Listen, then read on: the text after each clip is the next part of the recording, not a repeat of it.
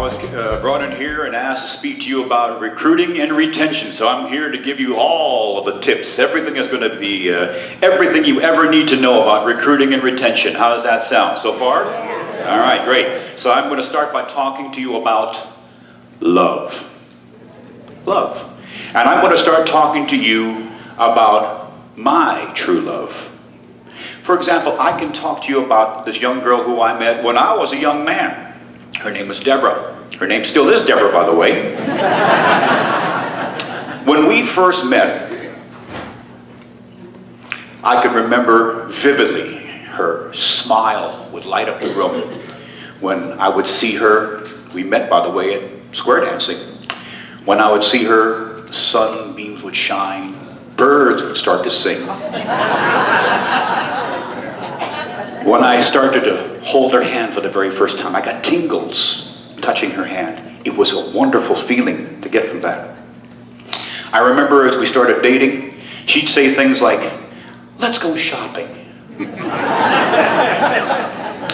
I was an 18, 19-year-old guy, and we lived in Hawaii. And, you know, I'd love to go to the beach, hiking, anything like that. Shopping was way down on the list of things to do. However, she was my new love, and she'd say, "Let's go shopping." The answer was always, yes. Here. Not only that, but I couldn't wait to buy something for her. I loved to buy things for her. I'd buy her jewelry often. She still has a lot of the same jewelry. And I say this because we're still together. We've been married now for this year, be 37 years we've been married. After 37 years of marriage, the love is different. Okay? So now when we talk about things like, let's go shopping, it's Costco. I still enjoy buying things for her. I don't go out and buy jewelry for her. Now it's more of the kind of thing that when we were newlyweds, and I would go out and I bought her a brand new red sports car. That's what she wanted. When our first daughter was born, I said, "That's too small, it's not safe, not enough room to get a car seat in the back," so I went out and bought her a brand new sedan. She loved it. Second daughter comes along, she's the Scoutmaster. I bought her a minivan. She loves it. Kids are now grown, out of the house, so now she drives around in her convertible. She loves it. I'm still enjoying buying things for her. I talked about how when we'd hold hands, the tingle was there. The tingle is different.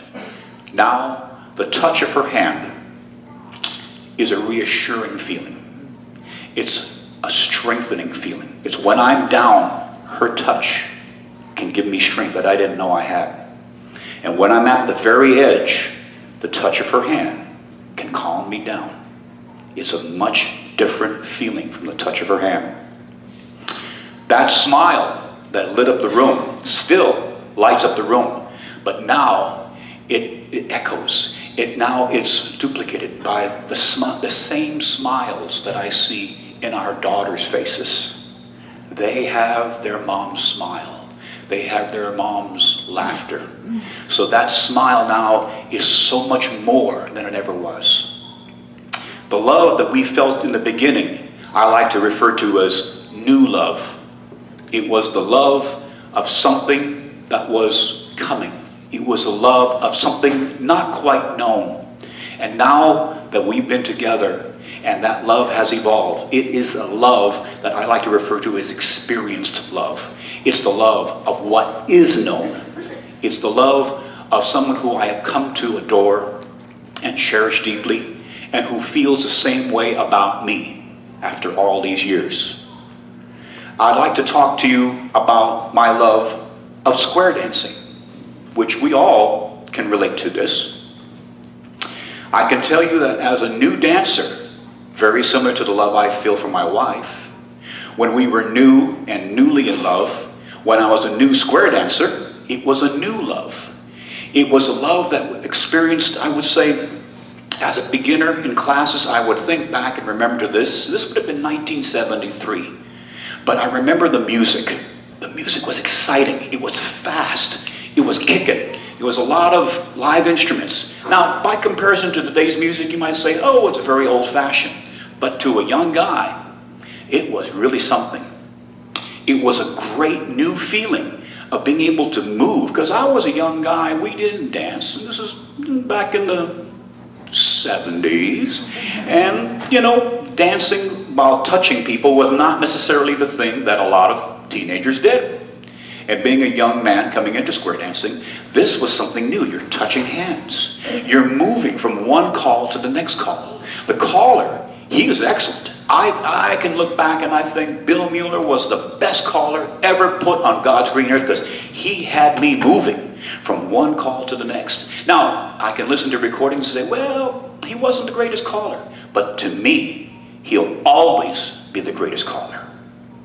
It was that feeling of looking out at the dancers and looking at the callers. Now, for example, I can remember reading about Chuck Jones, a very famous animator, who once said, as a beginner square dancer coming in, callers were godlike creatures. And that's how my caller was when I was a beginner dancer. He was godlike. The dancers, the angels, they were absolutely amazing. Not only could they move effortlessly through one call to the next, smiling, but they had an ease with which they wore their costuming. You know, the big skirts, or maybe it was the fancy shirts, whatever it was, they were so at ease with it. And everything flowed, and everything was amazing. They knew everybody, they walked in the square, they knew what would happen. It was an amazing and exhilarating feeling. That was what I call the new love of square dancing. Because I've been dancing now since 1973, and I've been calling a few years. And I can tell you that love is different. That love has changed. Those people that we saw as angels and just dancers who seemed at ease with everything, they're friends now. Now it's not just dancers. Now that's Joe and Mary. That's Frank and Jane. That's John and Joan. They're close personal friends in many cases. We travel together. We know them intimately. I can tell you about their kids. I can tell you about their grandkids. I can tell you what kind of health challenges they've got. And I can tell you how they've overcome the health challenges and become a victor or instead of a victim. I can tell you that we meet outside of square dancing. So square dancing may have been what introduced us, but they have a deeper friendship. They are individuals to us. I can tell you that as a beginner square dancer, we talked about the caller moves us from call to call, and I thought that was amazing. That was absolutely amazing. Now, as an experienced square dancer, I look at a caller and say, wow, he can really move us from these different sequences. You know, he can put me way over here in this really odd thing, and just about the time we're ready to break down, boom, we're right back to home. I think, that's amazing. I can tell you that when I hear a new caller or a caller coming up and say, wow, listen to the music he's using, that's amazing stuff. That's stuff that comes from being an experienced dancer.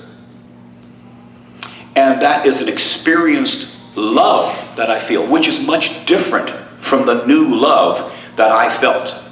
Now, along with these experienced love, I like to say there are experienced love stories. And I'd like to share a story with you. This is when we've been dancing for a few years at a club level. By a show of hands, how many folks here are club square dancers, dance with a club? That's just about everybody in the room dances with a club. So, in the club that we were dancing, my grandparents were quite active in the club. And my grandmother, I love my grandmother. She was like my second mom. And we round danced together, we square danced together. She was not a baker, but she could bake one thing, and it was these German cookies. And in our square dance club, we had weekly dances. And every week, 4 couples were called upon to provide refreshments. And when it was my grandmother's turn, part of that duty square, everybody knew, everybody in the club knew, Jane was going to bring those German cookies. And I mean to tell you, as I stand here and even think about it now, and even though I've thought about this many, many, many times, my mouth still waters right now. They were just phenomenal. And it was something that experienced club dancers, the people in our club knew. They knew that when she was on duty, that was going to be there. And my memory may be a little bit faulty, but I don't remember there ever being leftovers coming home from that dance. Everything went at the dance. You know what that is? That is a feeling of experienced love, and it was glue that bonded us all to it. It bonded me to it, even though that was my grandmother, and I love her dearly. I still would have gone square dancing, but it was that little bond right there. And it's that same bond that you would find in your own club, not only with maybe Jane's Cookies, but maybe Martha's Pies, or maybe Joe makes a great pot of chili. Whatever that is, there's a glue that's bonding you to it. That bond, friends, is retention. Experienced love in its simplest form, retention in its simplest form, is experienced love. It's what you keep coming back for every single week. It's not difficult to understand.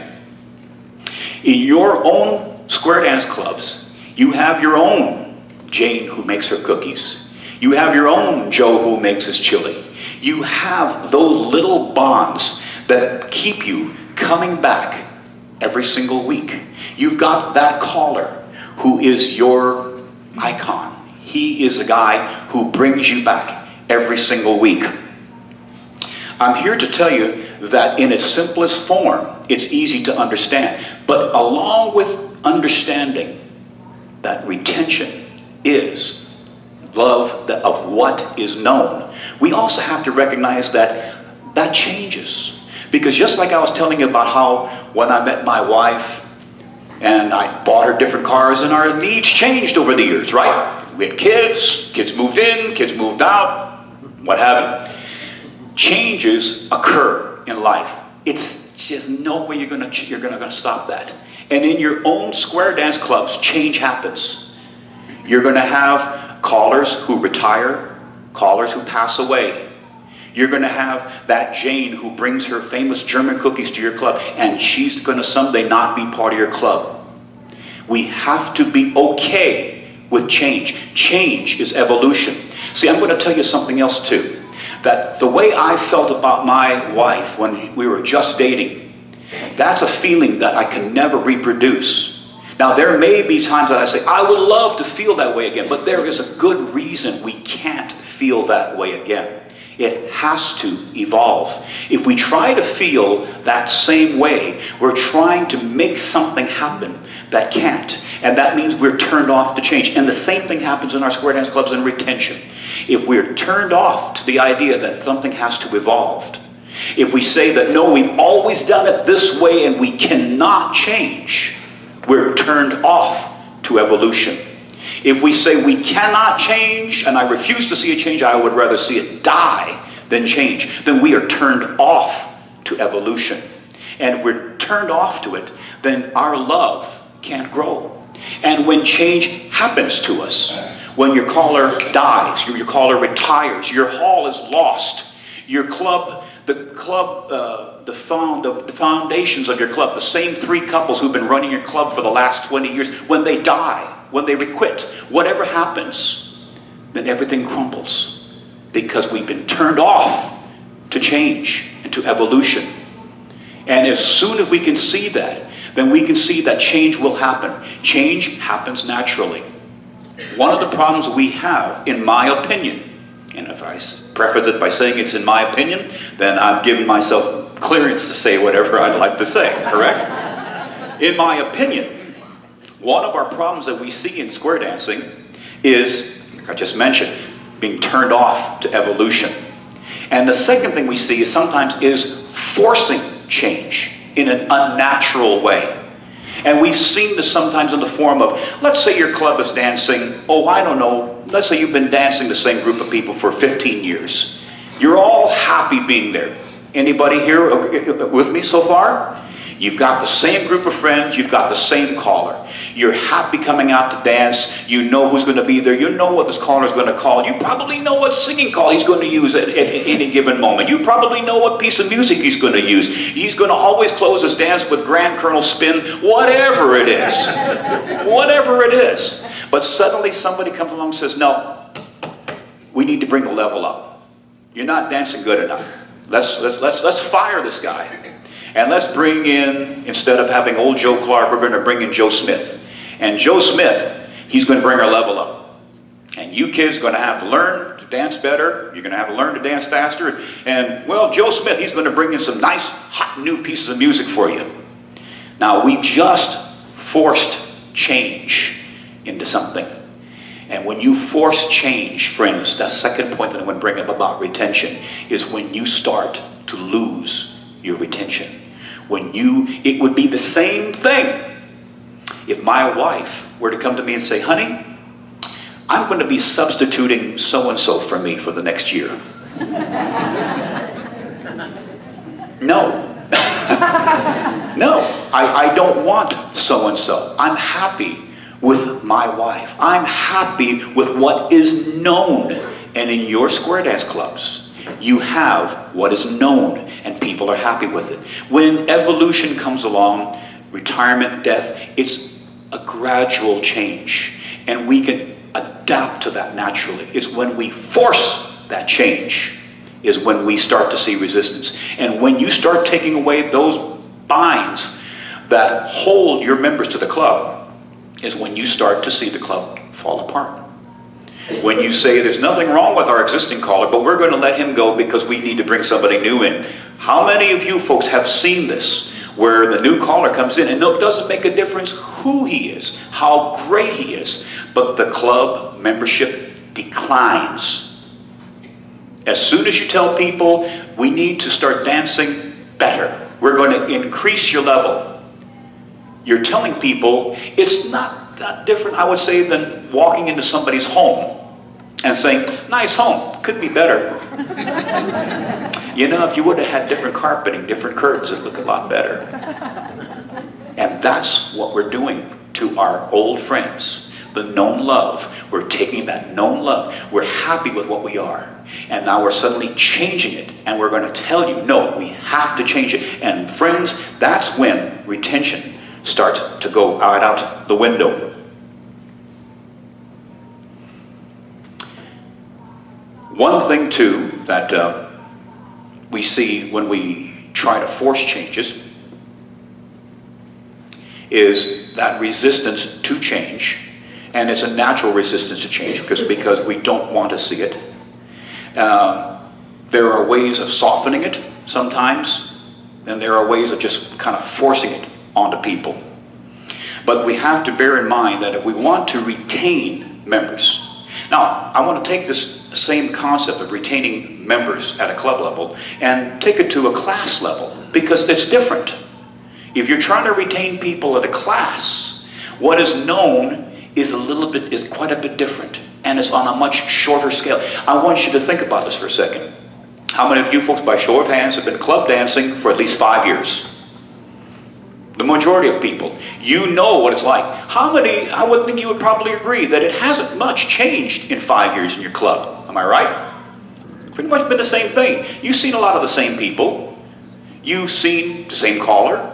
You know what to expect. In a class, our time together is much shorter. It could be as short as 8 months. It could be as long as a year in a beginner class. And when the people come in, which we'll talk about in a second, but when they come in, they start to experience it, just like I talked earlier about when for my new love, and I came into square dance classes, and the caller was the godlike creature, and these dancers were awesome, the way they moved around, the music was great. That was a very limited view of it. And what keeps your class members in the retention of the class members now is much different than what keeps people retained in club. For example, I talked to you about Jane's Cookies. Jane's Cookies means nothing to a beginner level. You say, our caller is amazing. He can put you into a tidal wave, into a parallelogram, and then move you right back to home instantly. It means nothing to a beginner. but they experience a whole new love of what they feel when they come in. To understand retention is to step away from yourself just for a bit. It's understanding what people have fallen in love with in your square dance class. To understand your love is to understand the retention in a square dance club level. If we can understand that as retention, the love of what is known, the new love, the love of what is to be, or what perhaps is better said as the love of what could be, that, friends, is recruiting. And recruiting and retention have very little to do with each other. Very little.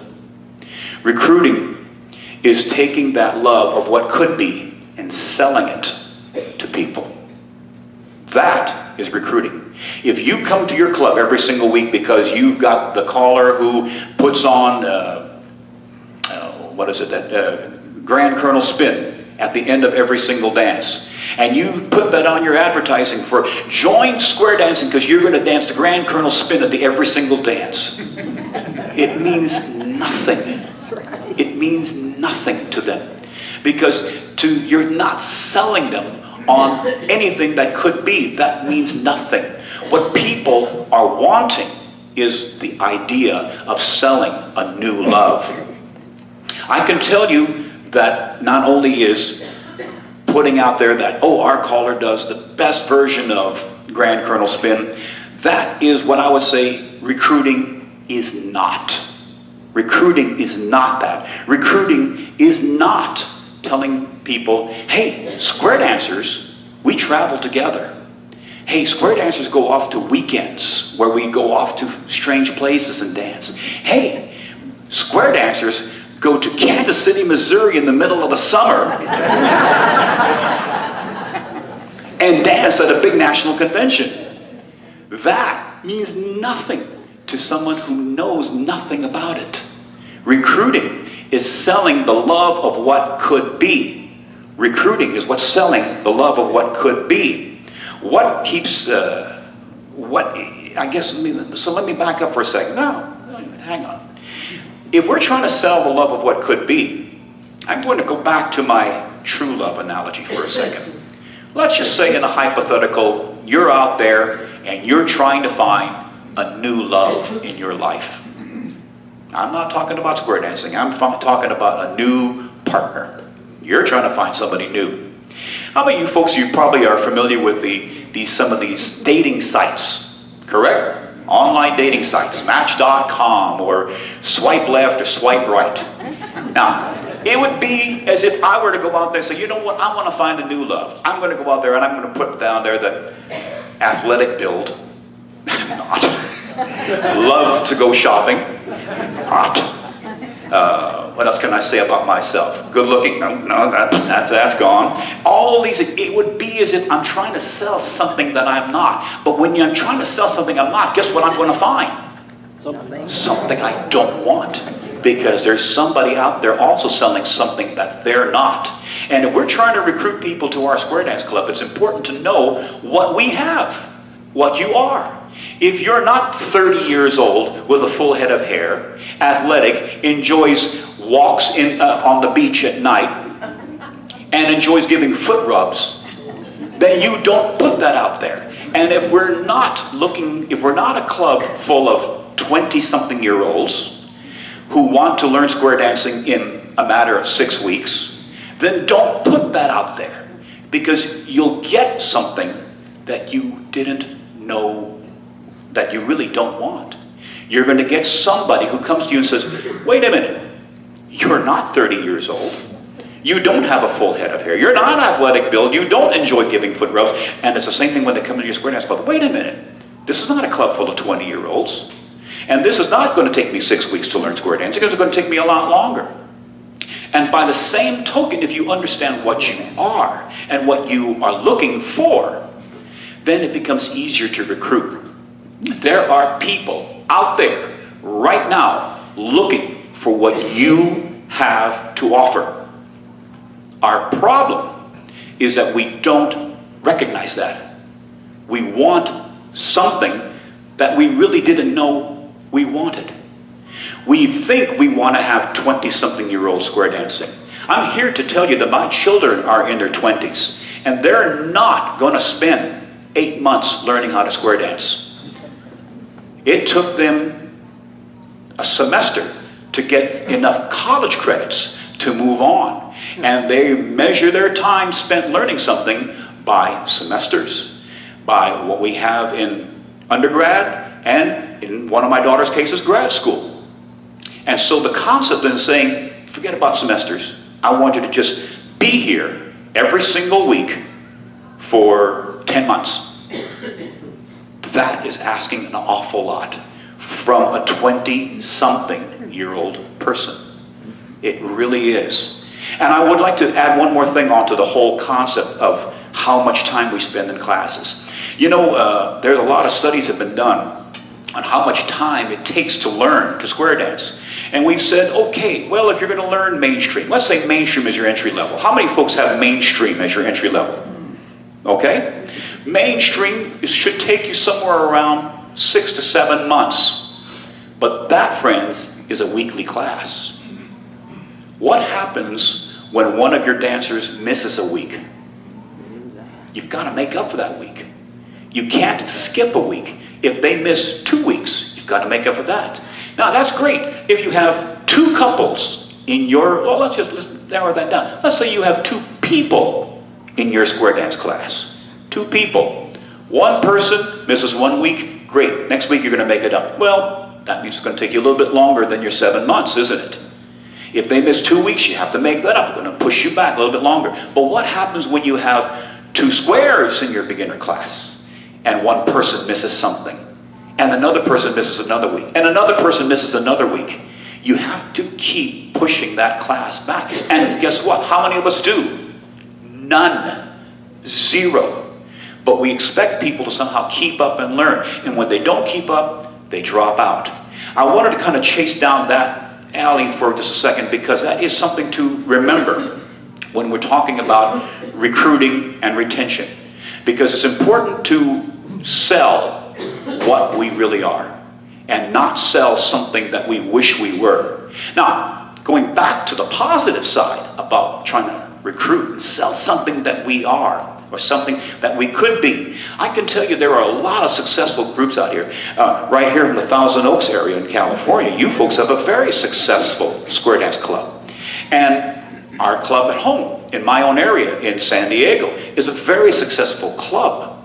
We found, for us, that a lot of our members were recent empty nesters. A lot of our folks, their kids just recently moved off to college. And like my wife and I, we kind of looked at each other and said, okay, now what? It's been a long time since it's just been the 2 of us. And now we feel like we're just haunting the house. So we find something to do together. And we have been successful with that in our club. We found the second tier of people are the ones who are recent retirees. They're also coming out of being very busy to look for something new to do. And our club was already populated with recent retirees and recent empty nesters. So guess what? Our beginner program is full of recent retirees and recent empty nesters. We don't have any 20-something-year-olds. That's okay, because we don't have anything to offer those 20-something-year-olds. We've had 1 or 2 come through the program. They'll go through the class, and then they're off. They're gone. They're on to something new, as they well should be. The people who are empty nesters come back to us. The third group of people that we found in our own club, and we kind of stumbled on this, are the folks who still have kids at home, but sometimes, and in this day and age, we have to also be aware that it's different now for kids in school than it was when we had kids in school. And sometimes there are more challenges to the kids in school. And we found that we've had parents who have kids who have had challenges at school. And so square dancing becomes their escape, because they have nothing but stress at home. They may have aging parents at home. They may have an aging parent who is difficult. Can you imagine having a difficult parent?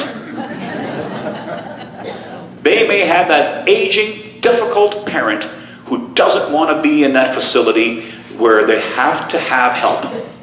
They may at the same time have a teenager in school who's facing bullying issues or may have other issues going on. Guess what? Their life is really, really stressful. And they come to square dancing, and I've had those people come to me and say, thank God for square dancing. You saved my Thursday nights. Thursday night, I wake up Thursday morning and I say, I am so looking forward to square dancing tonight. I get away from my problems. And they stay with us. Now they may have to leave us because maybe that aging parent has had a turn for the worse and they may have to take care of that aging parent, or maybe their stress with the kids may become more so. But we know what we offer. And so when we go to recruit, we're not selling square dancing by the shoe scuffers club. It means nothing to the people out there. We know that what the people are looking for is an escape, and we know what they want is to be people like themselves. So what square dancing is and what we sell in the way of recruiting is what it could be. We're selling the idea of what square dancing could be for them, which is an escape, which is fun, it's enjoyment, it's music, it's dancing, it's something other than what they are currently experiencing in their own lives.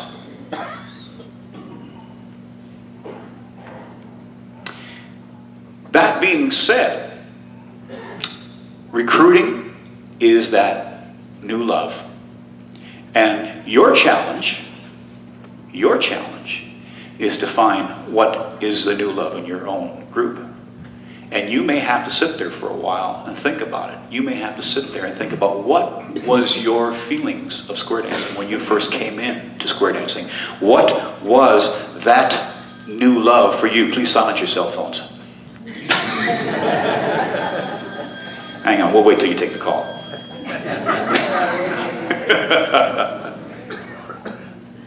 Okay. What brought you in? What was your feeling of new love? I can tell you what mine was, and I did tell you what mine was. And you may need to dig a little bit further. You may need to maybe start at the foundation. You may need to sit there and say, what about your own love in your own life? Your spouse, your girlfriend, your boyfriend. What was that feeling of new love like? What was that feeling of what could be?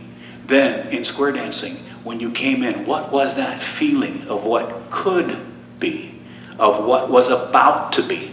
And remember that that is recruiting, and what you feel now is not recruiting, it's retention. You are all in the feeling of experienced love. Show of hands, how many of you folks have been with the same person in your life for more than 10 years? The majority of hands in this room. So what you feel for each other right now is that feeling of what is known. You know what that person is. You can't sell that. And it's the same thing in square dancing. You can't sell what you know. You have to sell what could be. You're going to come up with your own love stories, as it were, because at the end of the day, it's the love story that sells. It's the love story that comes out. Retention and recruiting is not a technical aspect. It is a heartfelt feeling. It's what you feel here. When you go back to your club every week, I want you to stop before you get dressed and think about it. Are you going back out of a sense of duty, or are you going out of a sense of love? Because you know what to expect when you walk in there. And if you can understand, you need to tap into that emotion. Now you're on the road to understanding retention and recruiting in its very simplest, fundamentalist form. Now I could stand here and talk to you another 30 minutes, but I believe in being brief. And having said that, I want you to go home and I want you to find your love story. I want you to find what makes you fall in love with square dancing, and then understand retention and recruiting. Fall in love.